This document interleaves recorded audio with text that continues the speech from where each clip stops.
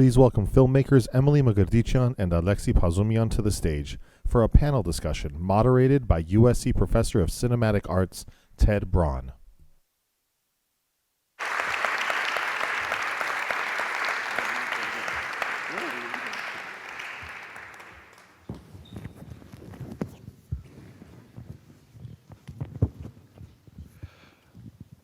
Such a pleasure to be here with the two of you and to have a chance to talk about two such beautiful films.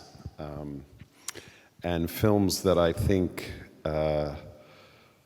speak to one of the great thoughts about art and cinema that was first articulated by one of our earlier guests, Viet Nguyen, who said that all wars are fought twice.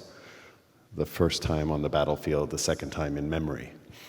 And I think your films are going to contribute to the memory of what has happened in Artsakh in recent years. I wanted to start by talking a little bit about an unusual circumstance that both of your films were born out of.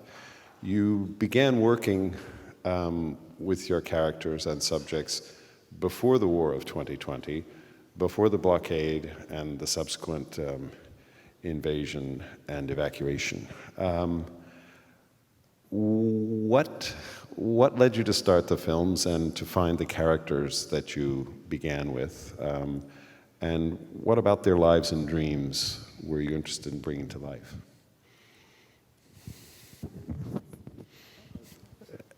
Emily. Thanks.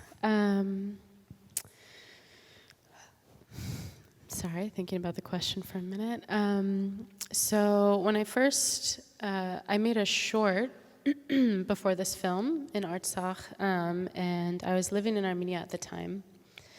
And I had heard that Halo Trust, which is an organization that removes mines in Artsakh, had formed its first group of women who were going to be deminers. And so I had been to Artsakh many times before, but I went with the intention of making a short film about that first group of women. And spending time in that group really brought to my attention that there was something really special about the women in Artsakh that was interesting to me. It was a curiosity. They seemed exceptionally strong.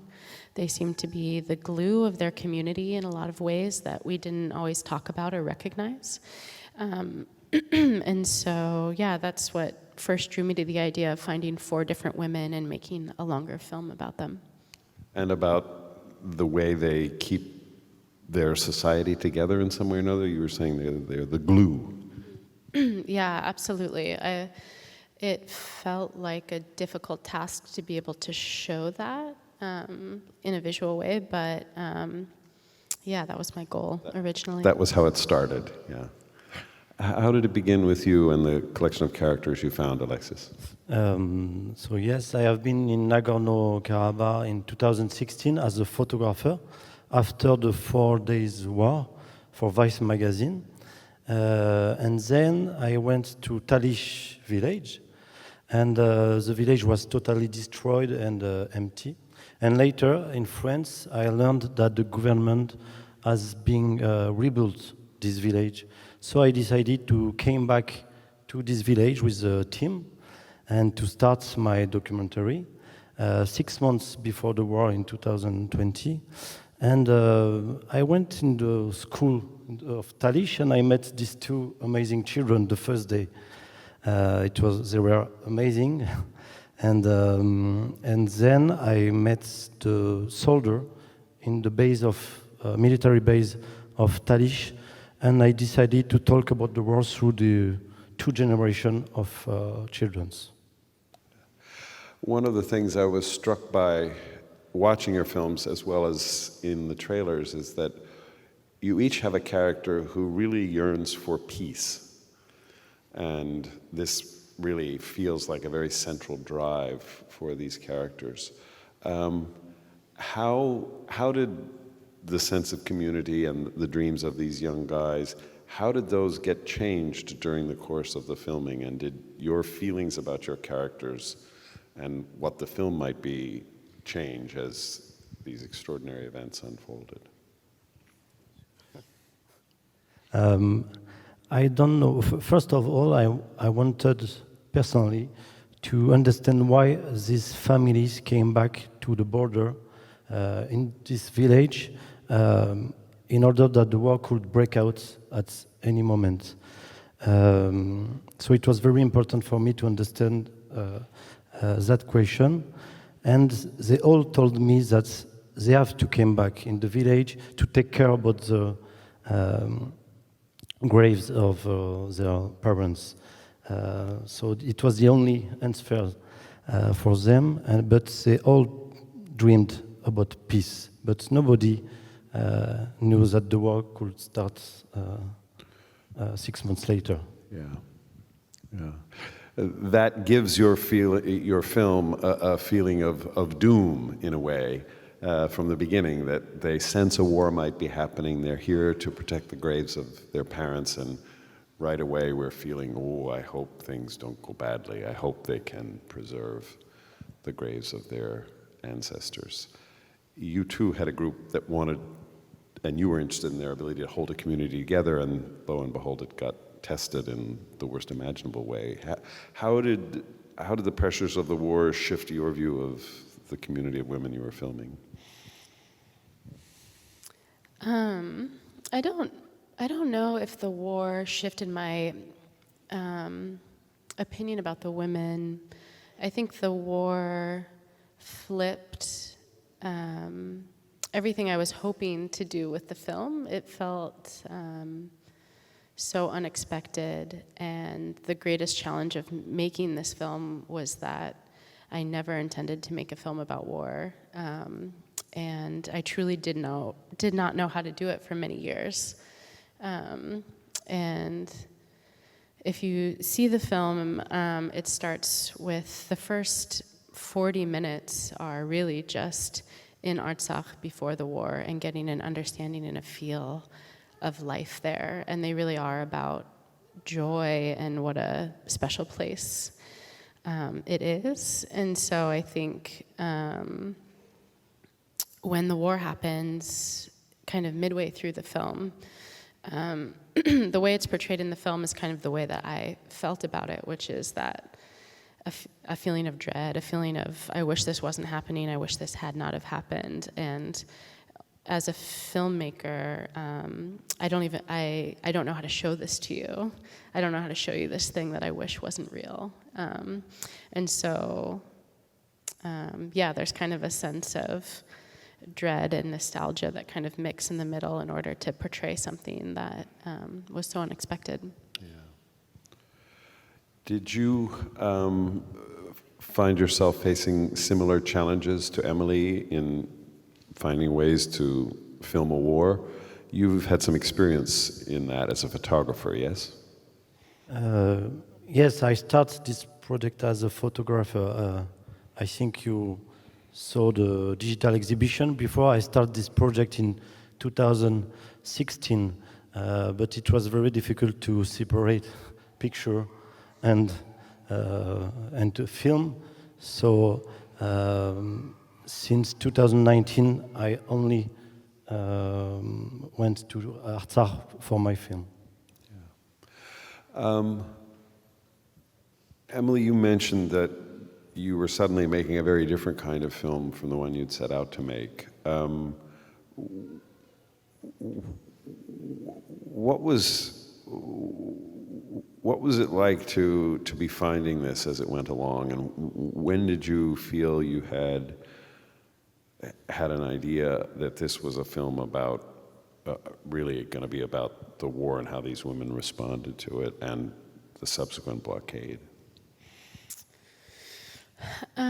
Sometimes it only happens in the editing room, but sometimes you know right away or along the way, and curious about that as a process. Yeah, I think I still to this day hope it's not a film about the war. That is one of my bigger hopes for the film, and in some ways that's true, and in some ways it's very much not true. It took me years, I would say, to understand. I think after the war, I just kept shooting. I just kept going back and filming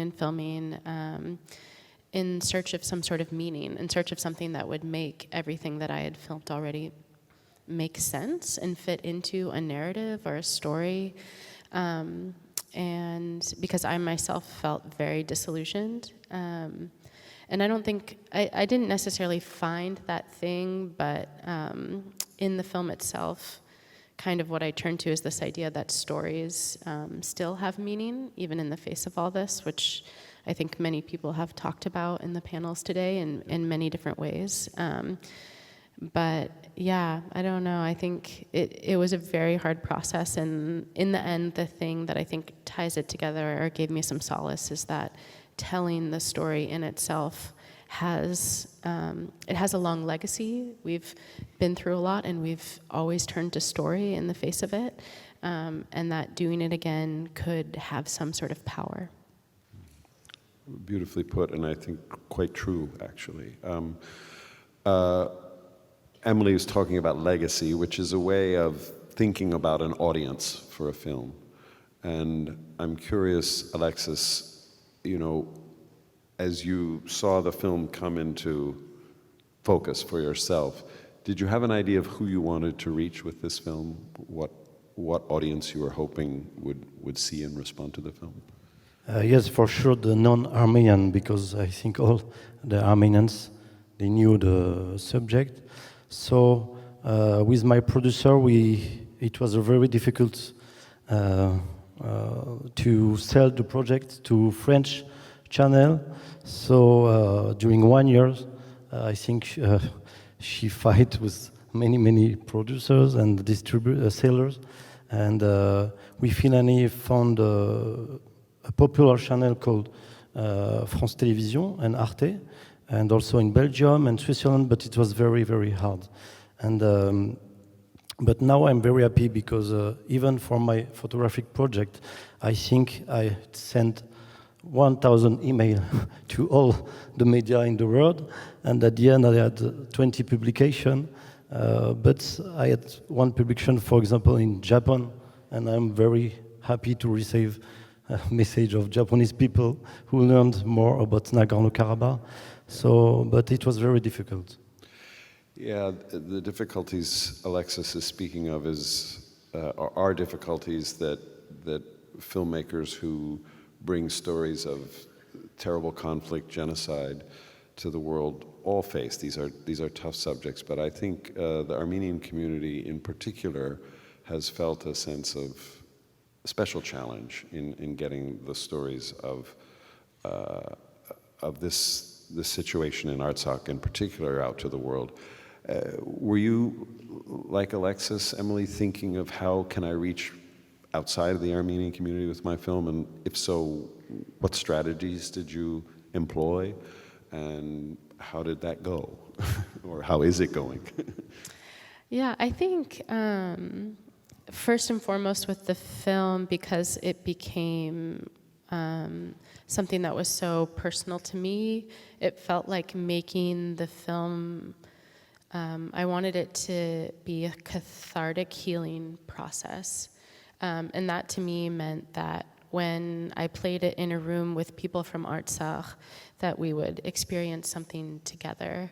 So I think in a way, my first audience actually was Armenians, because I needed a place to see Artsakh again. I needed a place to be with other people who remembered it in a certain way, or not in any way, really.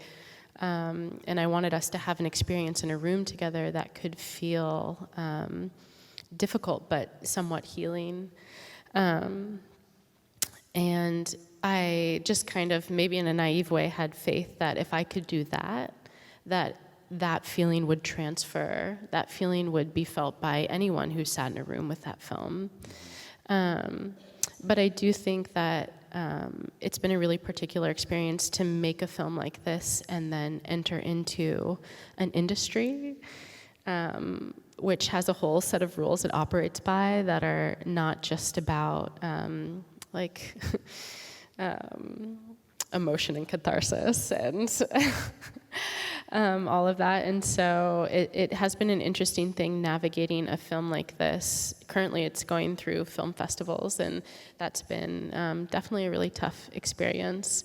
And I know for a fact that it's never going to be the kind of film that's on like a Netflix streaming, you know, it's just, there are certain things in place that make that impossible. So I think coming to that realization, in some ways I've been really, like screening the film at Golden Apricot was such a special experience. And the reaction that I've gotten from Armenians and people from Artsakh has been so important and grounding about the work that I set out to do. But there's also some disappointment on the other end that it hasn't made its way into the world in a bigger way that I thought it might. It feels, sorry, now I'm talking about my feelings, but that's why we're here.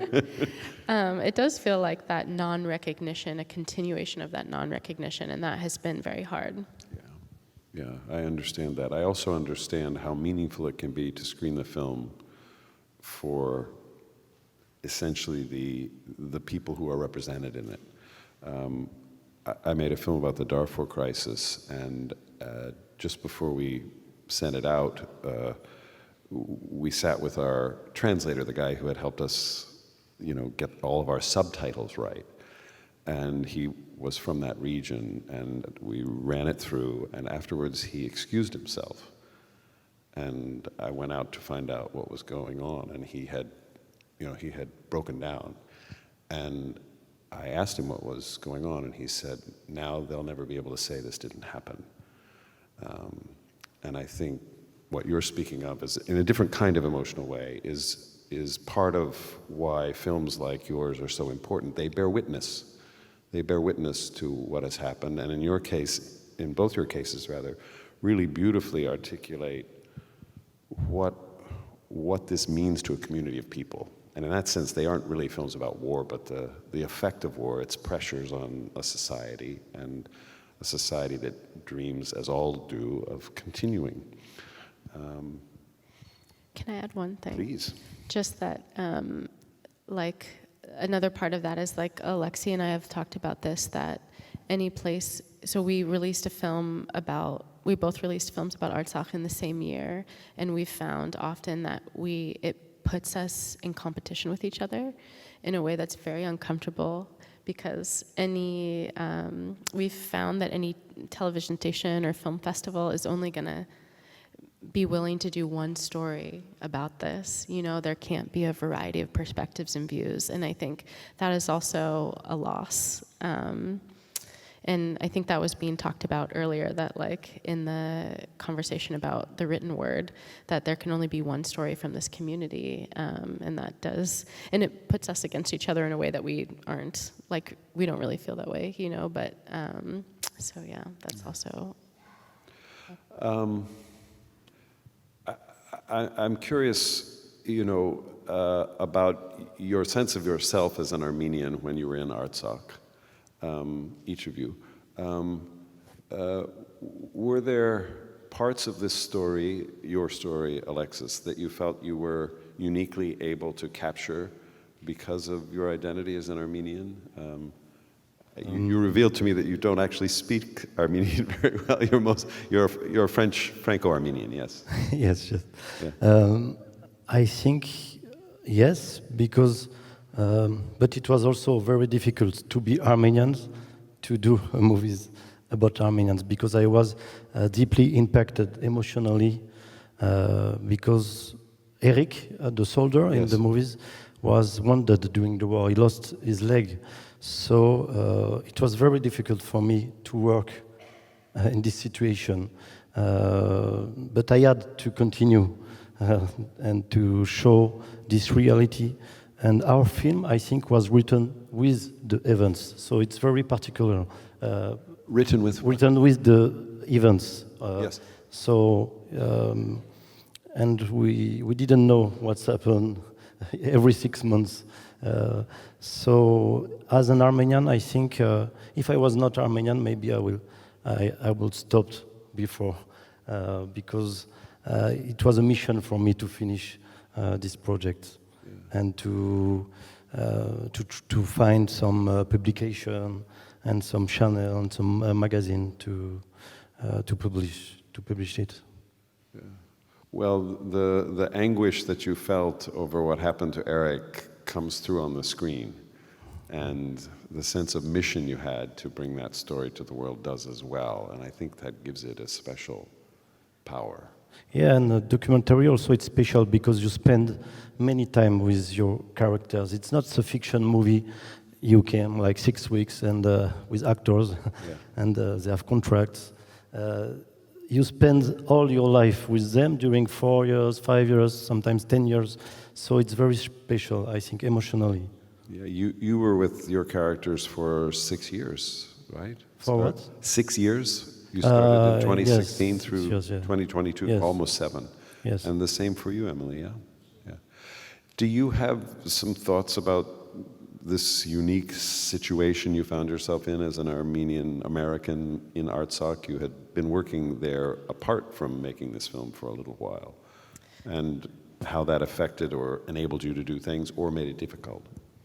Yeah, you know, I remember during the war thinking about this a lot because at that time, probably a lot of people here remember that Armenians were not allowed to publish, like the photos of Armenian journalists, the writing of Armenian journalists was not taken into like the global media. And it was people who were coming to Artsakh for 3 days, 4 days, maybe a week, who had no idea about the place before or the context. And that's what was being represented about this place. And so I think for me, it felt very important and almost political to be telling the story from the inside as someone who was very close to the 4 women in the film, and not to reject the idea of being an objective viewer as that being the best way to tell a story about a place. I think in thinking about creating an archive of a place, it's very important who that archivist is and what they're going to choose to leave in and what they're going to choose to leave out. And I think it's important that the people who have spent time in the place, the people of the place, not even me, are the ones who are writing the story. Do you share Emily's view, or do you think there is a role, if not for the perfect objective outsider or very imperfect objective outsider, is there a role? Did you feel that being both in this community and a little outside of it helped you accomplish things? Could you repeat the question? Sure. The role of being an outsider, is that something that has any value in getting stories like this out to the world, or? But do you feel outsider as an Armenian from, yes? Yeah. I didn't feel outsider because, I don't know, they were always welcoming with us. I bring, French team, one Italian guy, one French, and at the end they feel Harabartsi. So, because, in Artsakh it's very special. And I think even if I was not Armenian, it would be the same because in Artsakh they really need. They were very happy to have journalists, to have filmmakers, and to have foreigners. So I never feel like a non-Armenian, and even if I don't speak Armenian, because I'm very bad in language. So that's okay. Well, whatever limitations your Armenian may have, your capacities as a filmmaker are transcendent, as are yours, Emily. And I think the mastery that you both have of the language of cinema has left us with these 2 films, 2 incredibly beautiful films, that will reach audiences for a long time, and I think we all hope around the world. So thank you both very much. And Thank you very much. Thank you, Ted.